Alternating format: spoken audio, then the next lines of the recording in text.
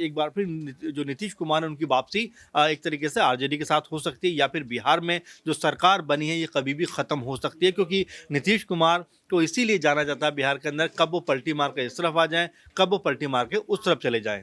ये कहीं न कहीं आशंकाएँ जताई जा रही हैं, कहीं न कहीं इस बात की कुछ यहाँ इशारे मिल रहे हैं कि लोकसभा चुनावों में बीजेपी के साथ लड़ते हुए जहाँ नीतीश कुमार की जेडीयू की ज़्यादा सीटें जीतने की संभावना है, वो लड़ने के बाद वे विधानसभा से ठीक पहले एनडीए छोड़कर वापस महागठबंधन में आ सकते हैं, जिससे विधानसभा में उनकी जो जीत के आसार हैं, ज़्यादा सीटें जीतने के आसार वो बढ़ जाएँ। वही गठबंधन में जिससे उन्होंने कहा था कि मैं मर भी जाऊंगा तो बीजेपी के पास वापस नहीं जाऊंगा, वो वहां जाते हुए वापस नजर आते हैं। वहीं अमित शाह ने भी ये कहा था कि नीतीश कुमार के लिए हमारे दरवाजे बंद हैं, उसके बाद वो फिर से नीतीश कुमार का स्वागत करते हुए दिखे। तो इस तरीके की तमाम चीजें सामने आती रहती हैं, जिससे हमें ये पता चलता है कि राजनीति में किसी का कोई भरोसा नहीं है। और अगर बात हो रही है नीतीश कुमार की, तो वो तो कब पलट जाएं इसके बारे में तो कुछ कहा ही नहीं जा सकता है। इस स्थिति में आगे आने वाले वक्त में यहाँ पर और भी ज़्यादा जो है तल्खी तेवर देखने को मिल सकते हैं राजनेताओं के। और जो ईडी सीबीआई की कार्रवाई है ये तमाम राजनीतिक नेताओं पर, विपक्ष में बैठे तमाम नेताओं पर हो रही है और तमाम जो घोटालों के आरोप हैं वो लगाए जा रहे हैं विपक्ष के नेताओं पर। ऐसे में कहीं ना कहीं तेजस्वी यादव का जो आरोप है ये सही भी दिखाई देता है।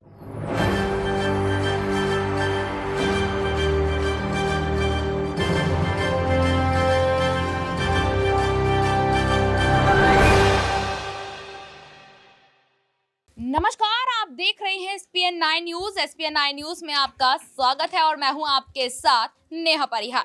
बिहार में एक बार फिर यहां पर आरजेडी प्रमुख लालू प्रसाद यादव के बयान को लेकर कहीं ना कहीं यहाँ पर सियासी गलियारों में चर्चा तेज हो गई है। एक बार फिर यहाँ पर ये सवाल उठना शुरू हो चुका है कि क्या नीतीश कुमार यहाँ लोकसभा चुनाव के बाद फिर से पलटी मारेंगे। आपको बता दें कि यहाँ पर ये जानकारी सामने आई है कि नीतीश कुमार एक बार फिर से लोकसभा चुनावों के बाद यहाँ पर अपना फायदा ले लेने के बाद यहाँ पर एक बार फिर से पलटी मारते नजर आएंगे। दूसरी तरफ यहाँ पर लालू प्रसाद यादव के बयान की अगर हम बात करें तो बता दें आपको कि लालू प्रसाद यादव ने नीतीश कुमार को लेकर कहा कि नीतीश के लिए यानी कि जेडीयू के लिए हमारे दरवाजे हमेशा खुले थे और भविष्य में भी खुले रहेंगे। अब नीतीश कुमार को देखना है कि वो यहाँ पर एनडीए के साथ रहना चाहेंगे या फिर आरजेडी की तरफ अपना रुख करते नजर आएंगे।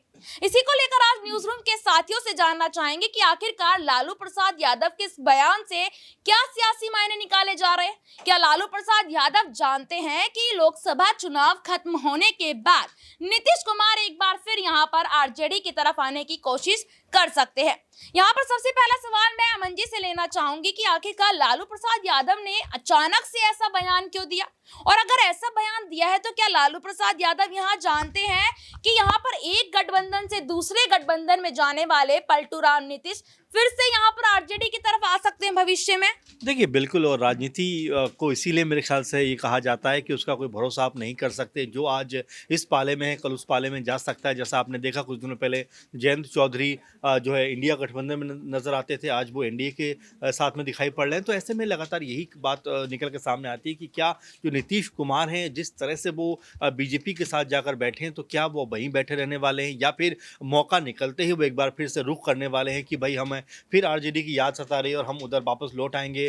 क्योंकि लोकसभा का मामला है, और लोकसभा का मामला इसलिए भी नेहा जी समझ में आता है क्योंकि अगर आप देखें तो 2019 में यही जेडीयू थी जिसको 17 में 16 सीटें हासिल हुई थी। इसके अलावा बीजेपी को 17 में 17 सीटें मिली थी। ऐसे में उनको लगता है कि अगर बीजेपी का साथ फिर से लिया जाए तो लोकसभा चुनाव में उनका भला हो सकता है। यही वजह है कि अगर आप देखें कि लगभग सारे समीकरणों को एक तरफ रखते हुए नीतीश कुमार ने जो आरजेडी के साथ में अपना जो गठबंधन था उसको ख़त्म किया और इसके बाद बीजेपी के साथ में वो आए और यहाँ पर सरकार बना रही। लेकिन जिस तरह लालू ने अब ये बात कही है कि उनके लिए दरवाज़ा खुला हुआ है, जब वो चाहे जब आ सकते हैं, इसके मायने यही हैं क्योंकि कल आपने देखा विधानसभा के अंदर ना सिर्फ लालू और नीतीश कुमार मुस्कुराते हुए मिलते हैं बल्कि तेजस्वी यादव भी उनसे हंसते हुए मिलते हैं। इसके अलावा जो स्पीकर नंद किशोर उनके भी वो पैर छूते हुए नजर आते हैं। तो कई तरह की संभावनाओं पर राजनीति टिकी होती है नेहा जी, और हो सकता है आने वाले दिनों के लिहाज से अभी से एक माहौल बनाया जाने लगा हो कि अगर ऐसा होता है तो हमारे दरवाजे उनके लिए खुले हुए हैं। और लेकिन अमन जी, लालू प्रसाद यादव ने ये तो कह दिया है कि दरवाजे खुले, लेकिन जब नीतीश कुमार के बारे में इतनी जानकारी यहाँ पर है कि वो एक दल से दूसरे दल में जाते हैं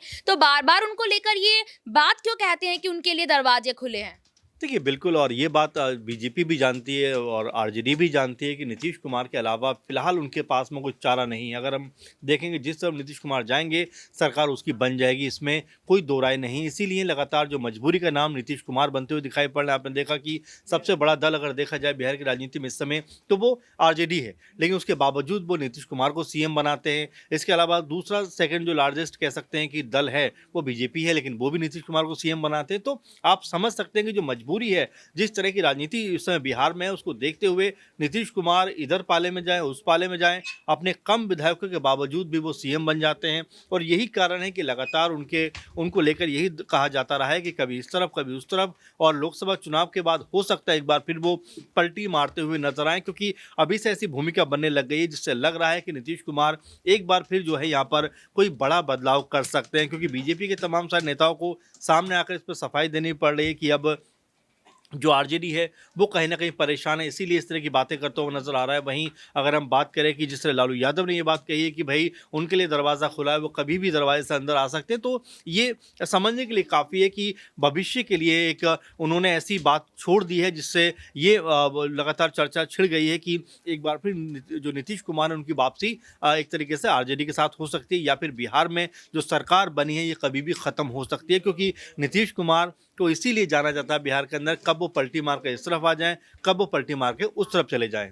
बहुत बहुत धन्यवाद अमन जी आपका। देखिए बता दें आपको कि बिहार में चाहे यहाँ पर जेडीयू की सरकार हो या फिर यहाँ भाजपा की सरकार क्यों ना हो यहाँ पर, लेकिन मुख्यमंत्री के पद पर रहेंगे नीतीश कुमार। अगला सवाल मैं यहाँ पर अक्षय से लेना चाहूंगी कि अक्षय, जिस तरीके से यहाँ पर आपने देखा कि यहाँ अभी भी ये चर्चा तेज है बिहार में कि नीतीश कुमार एक बार फिर पलटी मारेंगे, और ये एक नहीं तमाम लोगों के मुंह से सुनने को मिल चुका है, चाहे वो बिहार की जनता क्यों ना हो या फिर वो यहाँ विपक्षी पार्टियों के नेता क्यों ना हो। क्या लोकसभा चुनाव के बाद आपको भी लगता है कि नीतीश कुमार पलटी मारते नजर आएंगे? देखिए नेहा, बिल्कुल इसकी संभावनाएं हैं, क्योंकि मुझे जो जहन में आता है वो 2013 साल आता है, जब 2014 के आम चुनावों के लिए बीजेपी ने नरेंद्र मोदी, उस वक्त के गुजरात के मुख्यमंत्री, को यहाँ पोर्ट्रे कर दिया था आगामी लोकसभा चुनावों में प्रधानमंत्री पद के लिए। तो उस वक्त नीतीश कुमार एनडीए का हिस्सा थे लंबे वक्त से, और आपत्ति जताई थी, नाराज हुए थे इतने कि एनडीए का दामन 13 में छोड़ दिया था। इसके बाद 14 के लोकसभा चुनाव और साथ में 15 के राज्य विधानसभा चुनाव, बिहार के विधानसभा चुनाव उन्होंने महागठबंधन के साथ लड़े। अब 14 के जो यहाँ लोकसभा चुनाव हुए थे उसमें बिहार की 40 में से नीतीश कुमार महागठबंधन के साथ रहकर महज 5 सीटें जीत पाते। इसके बाद अगले साल हुए राज्य विधानसभा चुनाव में महागठबंधन के साथ रहते हुए 71 सीटें जीतते हैं। उसके बाद वे 2017 में पाला पलटते हैं, महागठबंधन से नाराज होते हैं और एनडीए में वापसी करते हैं। अब आते हैं 2019 के लोकसभा चुनाव। 2019 के लोकसभा चुनावों में 2014 की लोकसभा चुनावों की तुलना में नीतीश कुमार 12 सीटें जीतने में कामयाब रहते हैं। अंतर रहता है गठबंधन का, वहां महागठबंधन के साथ थे, यहां एनडीए के साथ। अब आते हैं अगले साल राज्य की विधानसभा चुनाव 2020 में, जहां वे महज 43 सीटें जीतते हैं। जेडीयू 43 सीटों पर बिहार की 2020 के विधानसभा चुनावों में सिमट जाती है, यानी कि उससे पिछले 2015 के चुनावों की तुलना में विधानसभा में 28 सीटें घट जाती है। अंतर रहता है गठबंधन का, वहां महागठबंधन के साथ थे, यहाँ एनडीए के साथ है। अब लेकिन अक्षय, इसी पर एक सवाल लेना चाहूंगी, जब यहाँ पर नीतीश कुमार को बार बार आपने लोकसभा चुनाव का यहाँ जिक्र किया है, फायदा यहाँ पर एनडीए के साथ रहकर मिल रहा है, तो वो फिर बार बार महागठबंधन की तरफ क्यों जाते हैं? देखिए, वही चीज यहां पर निकल के आती है कि पिछले जो 2 लोकसभा चुनाव रहे हैं और साथ में पिछले जो 2 विधानसभा चुनाव बिहार के रहे हैं, लोकसभा चुनावों में नीतीश कुमार की जेडीयू को एनडीए के साथ फायदा हुआ है। यानी कि लोकसभा चुनाव अब आ रहे हैं, दर पर खड़े हैं समय देश के, जबकि बिहार के विधानसभा चुनावों में नीतीश कुमार की पार्टी जेडीयू को यहां आरजेडी के साथ फायदा मिला है, यहां बीजेपी गठबंधन की तुलना में। यानी कि लोकसभा चुनाव के केवल 1 ही साल बाद बिहार में विधानसभा चुनाव होने हैं, इसीलिए ये कहीं ना कहीं आशंकाएं जताई जा रही हैं, कहीं ना कहीं इस बात की कुछ यहां इशारे मिल रहे हैं कि लोकसभा चुनावों में बीजेपी के साथ लड़ते हुए जहां नीतीश कुमार की जेडीयू की ज्यादा सीटें जीतने की संभावना है, वो लड़ने के बाद वे विधानसभा से ठीक पहले एनडीए छोड़कर वापस महागठबंधन में आ सकते हैं, जिससे विधानसभा में उनकी जो जीत के आसार हैं, ज्यादा सीटें जीतने के आसार, वो बढ़ जाएं। बिल्कुल, बहुत-बहुत धन्यवाद यहाँ पर अक्षय आपका। देखिए, जिस तरीके से अक्षय ने बताया कि जब भी बिहार का लोकसभा चुनाव होता है, नीतीश कुमार एनडीए की तरफ रुख करना अपना पहले से ही शुरू कर देते हैं और यहाँ पर विधानसभा चुनाव की अगर बात की जाए तो यहाँ पर 2025 में बिहार का विधानसभा चुनाव है और एक बार फिर यहाँ पर नीतीश कुमार कहीं ना कहीं विधानसभा चुनाव से पहले आरजेडी की तरफ जाते नजर आ सकते हैं। अगला सवाल मैं शिखा से यहाँ पर लेना चाहूंगी। शिखा, जीतन राम मांझी पर जिक्र यहाँ पर करना चाहेंगे। कल की उनकी यहाँ पर एक अपडेट सामने आई थी कि एक बार फिर अब वो यहाँ पर अपनी एक विधायक को लेकर मंत्रालय की मांग करते नजर आ रहे हैं। यहाँ पर नीतीश कुमार की सरकार भी बन गई, बहुमत पास भी कर ली, अब भी जीतन राम मांझी की नैया वहीं पर अटकी हुई है।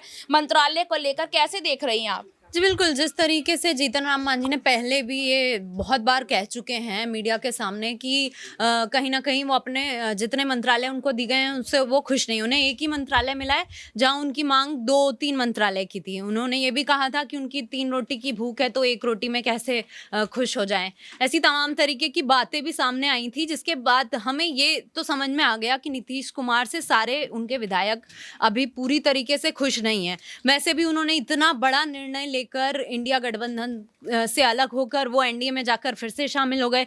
वही गठबंधन में जिससे उन्होंने कहा था कि मैं मर भी जाऊंगा तो बीजेपी के पास वापस नहीं जाऊंगा, वो वहां जाते हुए वापस नजर आते हैं। वहीं अमित शाह ने भी ये कहा था कि नीतीश कुमार के लिए हमारे दरवाजे बंद हैं, उसके बाद वो फिर से नीतीश कुमार का स्वागत करते हुए दिखे।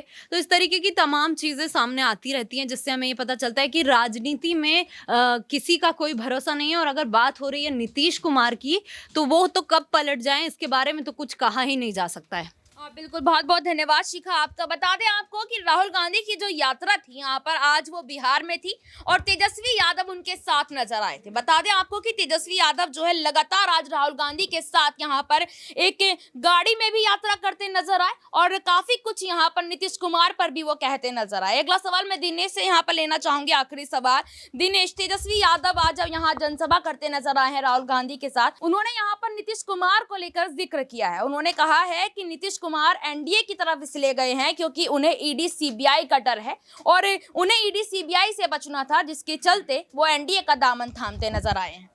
देखिए, यहाँ पर ईडी सीबीआई की जाहिर तौर पर विपक्ष के तमाम नेताओं पर कार्रवाई हो रही है। बंगाल की बात कर ले, बिहार की बात कर ले, खुद लालू परिवार की बात कर ले तो 3 बड़े दिग्गज नेता या यूं कहें कि लालू परिवार के 3 सदस्य इस पूरे ज़मीन घोटाले में नौकरी देने के बदले जो ज़मीन घोटाला था उसमें ईडी की कार्रवाई के बीच फंसे हुए हैं। ऐसे में तेजस्वी यादव का जो आरोप है वो कहीं ना कहीं जायज़ बैठता है। दूसरी तरफ 2020 में जब बिहार में विधानसभा के चुनाव हुए थे उसके महज 1.5 साल बाद यहाँ पर नीतीश कुमार ने भारतीय जनता पार्टी पर यह आरोप लगाते हुए आरजेडी का सहयोग ले लिया था कि यहाँ पर बीजेपी जो है बिहार से जेडीयू को खत्म करना चाहती है। और उसके बाद उन्होंने ये कहा था कि अब आने वाले वक्त में हम कहीं नहीं जाएंगे, साथ मिलकर चुनाव लड़ेंगे। तेजस्वी यादव को भावी मुख्यमंत्री भी कहते नजर आए, लेकिन फिर से हृदय परिवर्तन हो जाता है, फिर से मन उनका जो है भारतीय जनता की पार्टी के प्रति जो है प्रभावित होने लगता है और फिर चले जाते हैं एनडीए गठबंधन में।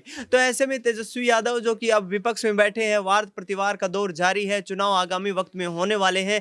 इस स्थिति में आगे आने वाले वक्त में यहाँ पर और भी ज़्यादा जो है तल्खी तेवर देखने को मिल सकते हैं राजनेताओं के। और जो ईडी सीबीआई की कार्रवाई है ये तमाम राजनीतिक नेताओं पर, विपक्ष में बैठे तमाम नेताओं पर हो रही है और तमाम जो घोटालों के आरोप हैं वो लगाए जा रहे हैं विपक्ष के नेताओं पर। ऐसे में कहीं ना कहीं तेजस्वी यादव का जो आरोप है ये सही भी दिखाई देता है। बिल्कुल, बहुत-बहुत धन्यवाद दिनेश आपको। देखिए, जिस तरीके से दिनेश ने यहाँ पर बताया कि कहीं ना कहीं ईडी सीबीआई का दौर तो इस वक्त हर राज्य में चल रहा है, चाहे वो पश्चिम बंगाल हो, छत्तीसगढ़ हो, राजस्थान हो या फिर आप दिल्ली में तो देख ही रहे होंगे कि यहाँ पर दिल्ली के मुख्यमंत्री अरविंद केजरीवाल इस वक्त ईडी सीबीआई के घेरे में नजर आ रहे हैं।